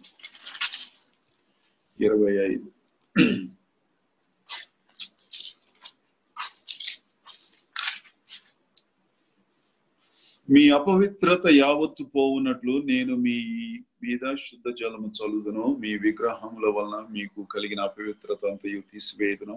నూతన హృదయము మీకు ఇచ్చేదను, నూతన స్వభావం మీకు కలుగు చేసేదను. రాతి గుండె మీలో నుండి తీసివేసి మాంసపు గుండెను మీకు ఇచ్చేదను. నా ఆత్మ మీ మీద ఉంచి నా కట్టడలను అనుసరించు వారుగాను నా విధులను గైకొను వారుగాను మిమ్మల్ని చేసేదను. మనస్సు అయిపోయిన తర్వాత నెక్స్ట్ స్టెప్ అంటే దీన మనస్సు దేనికి దారి తీస్తుంది అంటే మాంసపు హృదయం. ధర్మశాస్త్రము హృదయాన్ని మార్చలేకపోయింది కదా. ఇశ్రాయేలీయులు అరణ్యంలో ప్రయాణం చేసినప్పుడు 4 రకాల విషయాలు చూశారు. అక్కడ రాళ్ళు చూశారు, ఇసుక చూశారు, తేళ్లు చూశారు, పాములు చూశారు. ఇందులో ఈ 4 ఏ ఉపయోగకరం కాదు, అన్ని ప్రమాదకరం. ఇసుకలో ఏమీ పండదు. రాయి కఠినమైన హృదయము, పాము ప్రారంభంలోనే విషము, తేలు చివరిలో విషము. యేసు ప్రభు కూడా ఈ మాట అడిగాడు కదా, చెప్పాడు. పాముని అడిగితే చేపను అడిగితే పాముని ఇస్తాడా, లేకపోతే రాతిని అడిగితే గుడ్డును అడిగితే రాతిని ఇస్తాడు. అందులో ఒక పాట ఉంది, మీరు చూసుకోవచ్చు, వదిలేస్తున్నాను అది. దేవుడు అంటున్నాడు, నీ హృదయము మెత్తని హృదయం కావాలి. నేను చూపించిన అహరోను హృదయము పాత నిబంధనలో ఉన్న భక్తులందరి హృదయాల కంటే అతి పెద్ద హృదయం కలిగిన అహరోను. అయితే యేసు ప్రభువుతో పోలిస్తే అతని హృదయం చాలా చిన్నది, యేసు ప్రభు హృదయం చాలా పెద్దది. ఆ పెద్ద హృదయము కలిగి ఉన్న ప్రభువు ఆయన పెద్ద హృదయాన్ని కలిగి ఉన్నాడు కాబట్టి నీకు నాకు ఆ హృదయంలో స్థలం. ఇప్పుడు హృదయాన్ని గురించి కొన్ని నేను విషయాలు చెప్పేసి నేను ముగిస్తాను. ప్రత్యక్ష గుడారం యొక్క తెరలలో 4 తెరలు ఉన్నాయి. పైనుండి సముద్ర వత్సల తోలుతో చేసిన తెర, తర్వాత మరి ఎరుపు రంగు వేసిన తెర, ఆ తర్వాత మేక వెంట్రుకలతో చేసిన తెర, ఆ తర్వాత తెల్లని వస్త్రం మీద 3 రకాల రంగుల దారముతో చిత్రకారుని పని లేకపోతే ఎంబ్రాయిడరీ వర్క్ చేసిన తెర. ఇశ్రాయేలు దేశంలో మరి మేకలు తెల్ల మరి వెంట్రుకలు కలిగి ఉంటాయో తెలియదు, కానీ మన దేశంలో నల్ల వెంట్రుకలు కలిగి ఉంటాయి. కాబట్టి ఇది నల్ల తెరగా కూడా మీరు చూసుకోవాలంటే చూసుకోవచ్చు, తప్పేం లేదు. ఇదిగో ఇది మేక వెంట్రుకలతో చేసిన తెర. ఈ మేక వెంట్రుకలతో చేసిన తెరను దేవుడు ఏమన్నాడంటే 6 పట్టీలు ఒకవైపు కుట్టమన్నాడు, 5 పట్టీలు ఇంకొక వైపు కుట్టమన్నాడు. ఈ పట్టీలు కుట్టి 2 సగభాగాలు చేసి ఆ 2 భాగాలను తీసుకొచ్చి మధ్యలో కలపమన్నాడు. 50 గుండీలతో కలపమన్నాడు. ఈ గుండీలు ఇత్తడి గుండీలు. అప్పుడప్పుడు కొన్ని జంతువుల తల మీద మనం చేయి పెట్టి నిమురుతాం. ఓ పిల్లి కానీ కుక్క కానీ ఏదైనా. వాటి వెంట్రుకలు చాలా మెత్తగా ఉంటాయి. మేక వెంట్రుకలు చాలా మెత్తగా ఉంటాయి. మేక విధేయతకు సాదృశ్యం, అంటే గొర్రె విధేయతకు సాదృశ్యమే, కానీ మేక టీవీతో నడిచిన దానికి సాదృశ్యం. టీవీతో నడిచినవి 4 కలవని సామెతల్లో రాసింది. మేక కొండవాలుని చాలా సులభంగా ఎక్కి వెళ్తుంది. కొండ మేకలకు నివాసముగు ఆ స్థలములో దావీదు ఎంగేది అనే ప్రదేశంలో సౌలు రాజుకు చేతికి దొరకకుండా దాక్కున్నాడు. ఎందుకంటే మేకలు ఎక్కగలిగిన వాలు ఇంకా ఏ జంతువు ఎక్కలేవు. మిగిలిన వెనక జారి కిందకు వస్తాయి. మేక మాత్రమే కొండ వాలు ఎక్కెళ్ళగలదు. కాబట్టి 3000 మంది సైనికులను తీసుకొని దావీదు ఒక్క వ్యక్తిని, హానికరుడు కాని వ్యక్తిని పట్టుకోవడానికి 3000 మందిని తీసుకొని సౌలు వెళ్ళాడు, కానీ ఆ సైనికులు ఎక్కలేకపోయారు. అంటే దావీదు ఆత్మీయ బలముతో మేకవలే ఎక్కెళ్ళాడు. ఆయన దినాలు సంపూర్ణమైనప్పుడు యెరూషలేము అభిముఖుడై వెళ్ళాడనే దానికి దీన్ని పోల్చుకోవచ్చు. సరే, ముందుకు వెళ్దాం. ఈ మేక వెంట్రుకలతో చేసిన ఈ తెర మీద మీరు చెయ్యి పెట్టి చక్కగా నిమిరితే చాలా మెత్తగా తగులుతుంది. యేసు క్రీస్తు స్వభావం మెత్తని స్వభావం, హానికరుడు కాదు.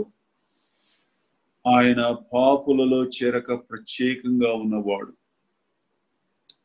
అయితే నిమృత వైశాల్యం, ఎంతో వైశాల్యం కలిగిన ఆ తెర మీద మీ చేతిలో నిమృత మధ్యలోకి వచ్చేపాటికి అకస్మాత్తుగా కఠినమైన 50 ఇత్తడి గుండీలు మీకు చేతికి తగులుతాయి.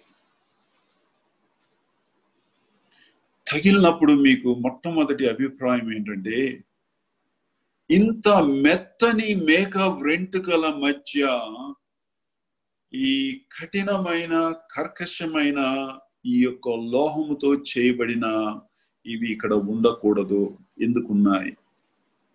ఈ రెండుకి పొత్తు లేదు. ఆ రెండు అంటే ఇంగ్లీష్ లో కంపాటబిలిటీ అని అంటారు.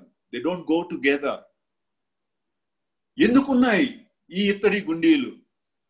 ఇత్తడి దేవుని తీర్పునకు సాదృశ్యం. ఆయనలో పాపము లేదు, మెత్తని వాడు. ఆయన మీద దేవుని తీర్పు పడకూడదే, ఆయన పడింది. ఆయన చేతులు చాలా మెత్తనివి. ఆ మెత్తని చేతులలో కర్కశమైన కఠినమైన లోహముతో చేయబడని ఇనుప మేకులను కుట్టారు. ఒక భక్తుడు చాలా సెకండ్ పాట రాశాడు. మేకులాను దిగగొట్టిరా మెత్తనైన కరపాదం, ఆశతో యేసుని స్తుతించు, దోషములను భరించిన. ఎంత చక్కని హృదయం కలిగిన ప్రభు. ధర్మశాస్త్రము చాలా కఠినమైనది. ధర్మశాస్త్రము ద్వారా ఎవడు నీతిమంతుడుగా తీర్చబడలేడని ఎరిగిన వాడై తను తాను తగ్గించుకొని దీనుడై దిగి వచ్చి సిలువలో మరణించి ధర్మశాస్త్రము నుండి మనల్ని విడిపించి, ధర్మశాస్త్రములో నుండి ఆ శిక్ష నుండి తప్పించి ఆ ప్రభు మరి విమోచించిన తర్వాత తిరిగి ధర్మశాస్త్రం దగ్గరికి వెళ్ళి అటువంటి హృదయాన్ని, రాతి లాంటి హృదయాన్ని కలిగి ఉంటానని మనం ఎవరు కోరుకోకూడదు. ఎందుకనంటే పాత నిబంధన ఆజ్ఞలు రాయి మీద రాశాడు. రాయి మీదనే రాయగలిగాడు దేవుడు 10 ఆజ్ఞలు. కొత్త నిబంధన ఆజ్ఞలు రాయి మీద రాయలేము. 10 కాదు, ఎన్నో ఉన్నాయి, అసలు లెక్కే లేదు. నీ హృదయం మీద, నా హృదయం మీద రాయగలడు. దేవుడు అంటాడు మెత్తని హృదయం కలిగి ఉండాలి. యేసు క్రీస్తుకు కలిగిన హృదయం నువ్వు కలిగి ఉండాలి. పెద్ద హృదయము కలిగిన హృదయం కలిగి ఉండాలి. నీ హృదయంలో నీ రుజువేంటి? నీ హృదయం పెద్దదని అనేక మందిని నీవు ప్రేమించగలిగితే, అనేక మందికి అందులో నీకు స్థానం ఉండగలిగితే నీ హృదయము పెద్దది అని దాని ద్వారా రుజువు చేయబడుతుంది. రెబెకా హృదయము పెద్ద హృదయము కాదో ఆ వచ్చిన సేవకుడు పరీక్షించాలనుకున్నాడు. అది ఒక టెస్ట్. ఆమె ఇస్సాకుకు భార్య కావాలంటే ఈ పరీక్షలో ఆమె పాస్ అవ్వాలి. ఏంటి ఆ పరీక్ష? ఆమె విశాలమైన హృదయము కలిగిన సంఘం అయితేనే యేసు ప్రభువుకు ఆమె సరిపోతుంది. ఎందుకంటే ఆయన పెద్ద హృదయం కలిగిన వాడు, సంఘము సంకుచితమైన హృదయం కలిగి ఉంటే వారిద్దరి మధ్య ఐక్యత కలగదు. ఎందుకనంటే ఆయన శిరస్సు, సంఘము దేహం కాబట్టి. అందుకు ఆమెతో సంభాషించినప్పుడు ఏం జరిగిందో తెలుసా? ఆమె ఏమంటుందో తెలుసా? అయ్యా, మా ఇంటిలో నీకే కాదు స్థలము, నీ ఒంటెలకు కూడా 10 ఒంటెలకు కూడా స్థలం ఉన్నది. ఒంటె చాలా ఎక్కువ స్థలాన్ని ఆక్రమిస్తుంది. 10 ఒంటెలకు స్థలం ఉన్నది, మేత ఉన్నది, గడ్డి ఉన్నదంటే వాళ్ళ ఇల్లు చాలా విశాలమైన ఇల్లు, అంటే వారి హృదయం చాలా విశాలమైన. దేవుడు అంటున్నాడు నీ హృదయం ఇట్లా ఉండాలి. పేతురు తన పత్రికలో ఏమని చెప్పాడంటే, చూద్దాం చూడండి, మొదటి పేతురు 2వ అధ్యాయము, మొదటి పేతురు 2వ అధ్యాయం, క్షమించాలి, ఇక్కడ 5వ వచనంలో ఏమని రాస్తుందంటే, యేసుక్రీస్తు ద్వారా దేవునికి అనుకూలములకు ఆత్మ సంబంధమైన బలులను అర్పించుటకు పరిశుద్ధ యాజకులుగా ఉన్నట్లు మీరును సజీవమైన రాళ్ల వలె ఆత్మ సంబంధమైన మందిరముగా కట్టబడుతున్నారు. అనుకూలములకు ఆత్మ సంబంధమైన బలులు, లేకపోతే అనుకూలములకు బలులు. ఇంగ్లీష్ లో చాలా బ్యూటిఫుల్ గా ఉంది, యాక్సెప్టబుల్ సాక్రిఫైస్. అంటే ఇంగ్లీష్ లో అది ఉన్నట్టుగా తర్జుమా చేస్తే అనుకూలము అనే మాట కంటే అంగీకారమగు. దేవుడు అంటున్నాడు, నీవు అర్పించు బలులు నేను అంగీకరించాలంటే, నా సన్నిధిలో అంగీకరించబడాలంటే అవి మాంసపు గుండెలో నుండి, హృదయంలో నుండి రావాలి, రాతి హృదయంలో నుండి రావడానికి వీల్లేదని అంటున్నాడు. అంతేకాదు కొలస్సీ పత్రికలో ఒక మాట చూపిస్తాను చూడండి, మీరు చదువుకోవచ్చు. ఇక్కడ అనేక హృదయాలు ఉన్నాయి చూడండి, అనేక హృదయాలు ఉన్నాయి. పెద్ద హృదయం ఉంది, యేసు ప్రభు హృదయం. ఒక గీత ఉంది, అంటే సమతలం అని అనుకోండి. కొన్ని హృదయాలు ఏమో కింద ఉన్నాయి, కొన్ని ఏమో పైన ఉన్నాయి. దేవుడు అంటున్నాడు, ఈ హృదయాలను నేను కుట్టాలి అని అంటున్నాడు. కుట్టబడి, ఆ మాట చూద్దాం చూడండి, కొలస్సీ పత్రిక 2వ అధ్యాయము. ఇంగ్లీష్ లో నిట్ అని ఉంటుంది, KNIT. నిట్ అంటే కుట్టడము అని అర్థం అన్నమాట.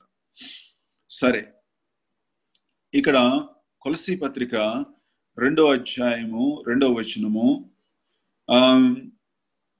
నేను ఎంత పోరాడుచున్నానో మీరు తెలుసుకొనగోరుచున్నాను, వారు ప్రేమయందు అతకబడి అనే దానికి కుట్టబడి అని రాసింది. సంపూర్ణ గ్రహింపు అంటే ఇక్కడ హృదయాలు కుట్టాలి అని అంటున్నాడు. దేవుడు అంటున్నాడు, కొన్ని హృదయాలేమో అతిశయంతో, గర్వముతో యేసుక్రీస్తు స్థానం కంటే పైకి వెళ్ళిపోయినాయి, కొన్నేమో నకిలీ దీనత్వంతో దిగిపోయినాయి. ఇక్కడ ఒక మాట గురించి నేను చెప్పాలి, దయచేసి ఎవరు నన్ను నొప్పిస్తే క్షమించమని ముందుగా చెప్తున్నాను. దీనత్వంలో యథార్థమైన దీనత్వం ఉంది, నకిలీ దీనత్వం కూడా ఉంది. ఏంటి నకిలీ దీనత్వానికి ఒక ఉదాహరణగా, సంఘములో ప్రతి ఒక్కరిని దేవుడు యాజకులుగా చేశాడు.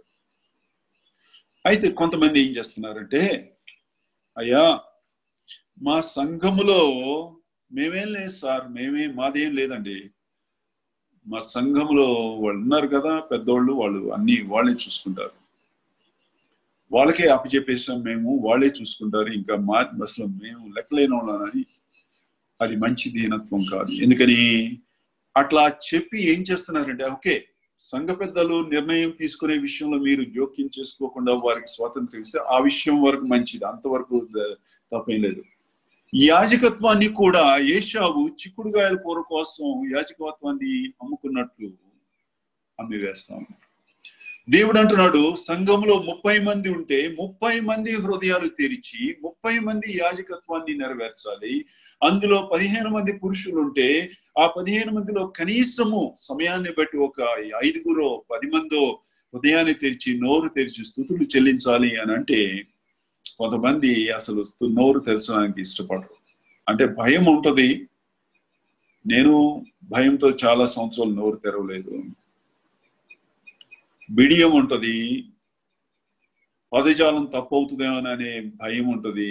అవన్నీ ఉండొచ్చు, కానీ సంవత్సరాలు గడిచే కొద్ది నేను సమర్పించేది మానవులకు కాదు, నా ప్రభువుకి సమర్పిస్తున్నాను. ఒకవేళ తప్పు ఉంటే ఆయన సరి చేస్తాడు.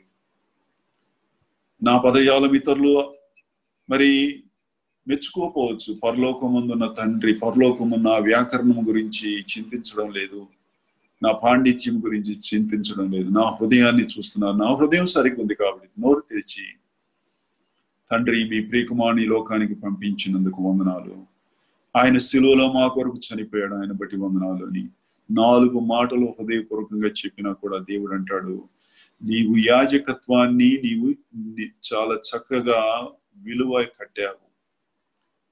దయచేసి యాజకత్వాన్ని అమ్మి వేసుకోవద్దు. చాలా డినామినేషన్లు ఇది ప్రాబ్లం. ఆదిరయ్య గారు చూసుకుంటారండి, ఆయనే వాక్యము, ఆయనే ప్రార్థన, అన్ని ఆయనే చూసుకుంటాడు, మేమేం లేదైనా కూర్చొని ఆమె అని చెప్పి రావడమే. కాదు. అందుకే ఏషావు గురించి హెబ్రీ పత్రికలో రాశాడు. ఏషావుకి దేవుడు ఎంతో విలువ కట్టి జ్యేష్ఠత్వం ఇస్తే ఒక్క పూటలో గతించే భోజనం గురించి దాన్ని అమ్ముకున్నాడంటే అట్లానే మనం కూడా చేయొచ్చని అర్థం. అటువంటి తప్పును చేయొచ్చని. కాబట్టి ఇదిగో ఈ హృదయాలు అంటున్నాడు దేవుడు, దిగి రావాలి. గర్వం ఉండకూడదు మనలో ఎవరికి. అదే సమయంలో తప్పుడు దీనత్వం కూడా ఉండకూడదు.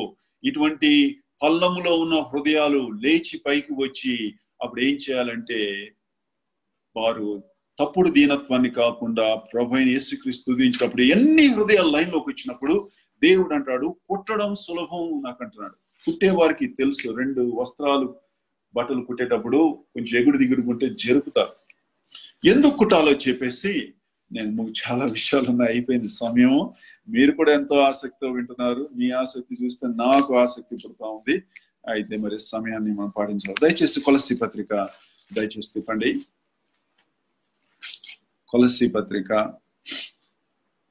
3:16. కొలస్సీ 3:16. సంగీతములతోనూ కీర్తనలతోనూ ఆత్మ సంబంధమైన పద్యములతోనూ ఒకనికొకడు బోధించుచు బుద్ధి చెప్పుచు కృపా సహితముగా మీ హృదయములలో దేని గుణిని గూర్చిన జ్ఞానము చేయుచు సమస్త విధములైన జ్ఞానముతో క్రీస్తు వాక్యమును మీలో సమృద్ధిగా నివసింపనిబడి. హృదయాలు, మరి ఇక్కడ కృప అనే మాట ఇంగ్లీష్ లో ఏమని రాస్తుందంటే గ్రేస్ అని ఉపయోగించబడింది, సింగింగ్ అని అంటుంది. దేవుడు అంటున్నాడు, మీరందరికీ యేసు క్రీస్తు కలిగిన హృదయాలు కలిగి ఉంటే వాటన్నిటినీ ఒక లైన్ కి తెస్తాను. దేవుడు సంఘంలో చేసే పని ఏంటంటే పైకి ఉన్న ఈ ఎత్తుని కిందకు దించుతున్నాడు, కిందున్న పల్లపు భూమిని పైకి తెస్తున్నాడు. యోహాను చేసిన పని కూడా అదే. యేసు క్రీస్తు వస్తున్నాడు, వంకర మార్గాలు సరళం చేయబడాలి.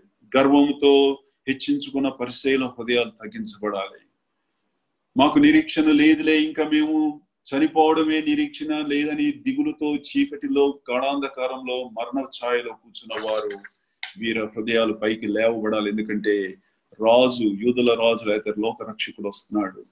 వీటన్నిటినీ ఒక లైన్ లో పెట్టి పుట్టినప్పుడు ఈ అన్ని హృదయాలు కలిపి ఒక హృదయమే అవుతుంది. దేవుడు అంటాడు, ఆ హృదయముతో నీవు పాట పాడాలి, సంగీతం పాడాలి. ఆదివారమున మనము 30 మంది చేరి వచ్చినప్పుడు దేవుడు వాటన్నిటినీ ఒకటిగానే చూస్తాడు, ఐక్యముగా చూస్తాడు. యేసు క్రీస్తు కలిగిన హృదయం అందరం కలిగి ఉంటే వాటిని ఆయన కుట్టగలడు. ఎక్కడ కుడతాడో అక్కడ ఐశ్వర్యాన్ని ఇస్తాడని కొలస్సీ పత్రిక 2వ అధ్యాయంలో రాస్తుంది. అంటే దేహము ఒకటిగా ఉండాలి, అవయవాలు విడదీయపడకూడదు. అప్పుడు దేహం ఒకటైనప్పుడు శిరస్సు తన స్థానాన్ని తీసుకొని శిరస్సును హెచ్చిస్తాం.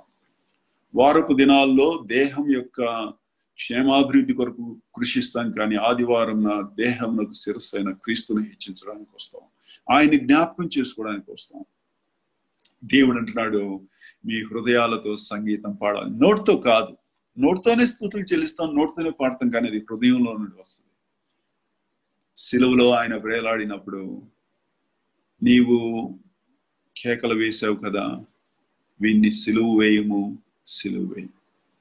నీవు నీ నోటితో దూషించావు కదా, హృదయంలో నుండి నీ నోటి ద్వారా ఉమ్మి వేసావు కదా ఆయన ముఖం మీద, అదే హృదయంలో నుండి తిరిగి నీవు మధురమైన దూషణ మాటలు కాదు, మధురమైన సంగీతాన్ని ఆయనకు ఆదివారం నువ్వు సమర్పించాలంటే నీకు తగ్గింపు మనస్సు అవసరము, మెత్తని హృదయం అవసరము. అది ఎప్పుడు ఇస్తాడంటే దేవుడు నీవు కోరుకున్నప్పుడు. ఎట్లా కోరుకుంటావు? ప్రార్థనలు అడగచ్చు. ఏమని? దేవా, యేసు క్రీస్తుకు కలిగిన హృదయాన్ని దయచేయి, యేసు క్రీస్తుకు కలిగిన మనస్సును దయచేయి అని చెప్పాలి. ఆదివారంలో కూడా అది ప్రశంసించాలి. పురుషుడు అయితే నోరు తెరిచి, మా తండ్రి, మీ ప్రియకుమారుడు తగ్గించుకున్న విధానం బట్టి మీకు వందనాలు చెల్లిస్తా ఉన్నా. ఆయన దీనుడై తను తాను తగ్గించుకుని వచ్చినందుకు స్తోత్రం. ఆయన అనేక రాజులందరూ బంగారు కిరీటాన్ని కోరుకుంటారు, అయితే ఆయన తల మీద ముండ్ల కిరీటం ధరించడానికి ఇష్టపడినందుకు స్తోత్రం. రాజులు సింహాసనం మీద కూర్చుంటారు, ఆయన గాడిద పిల్ల మీద ఎక్కి యెరూషలేములో ప్రవేశించినట్టు చూస్తా ఉన్నాం. ఆయన తగ్గింపుకు వందనాలని ఎవరైతే హృదయపూర్వకంగా ప్రశంసిస్తారో వారికి ఈ మనస్సు అనుగ్రహించబడుతుంది, ఆ యొక్క హృదయం కూడా అనుగ్రహించబడుతుంది. అప్పుడు నీవు ఈ స్థితి మంచి యాజకుడిగా తీర్చిదిద్దబడతావు. దయచేసి ఒక అంశాన్ని విడిచిపెట్టాను, అదేంటంటే యేసుక్రీస్తు యాజకత్వం గురించి నేను ఎక్కువ చెప్పలేదు. మీరు ధ్యానించుకోండి, లేకపోతే దేవుడు తన దాసులు నన్ను పంపించి నేర్పిస్తాడు. కొద్దిపాటి మాటలు దేవుడు దీవించుగాక. ఈ అవకాశం అనుగ్రహించినందుకు దేవునికి, ఆ తర్వాత చిత్తూరు విద్యానగర్లో ఉన్న స్థానిక సంఘమునకు, మరి సంఘ ప్రియులందరికీ, ప్రత్యేకమైన ఏర్పాట్లు చేసిన సోదరుడు వై దేవదానం గారికి, వారి కుటుంబానికి, ఆయా ప్రాంతాల నుండి మరి జూమ్ యాప్ ద్వారా మీరు కనెక్ట్ అయిన ప్రతి ఒక్కరికి ప్రభువైన యేసుక్రీస్తు నామములో వందనాలు చేస్తున్నాను.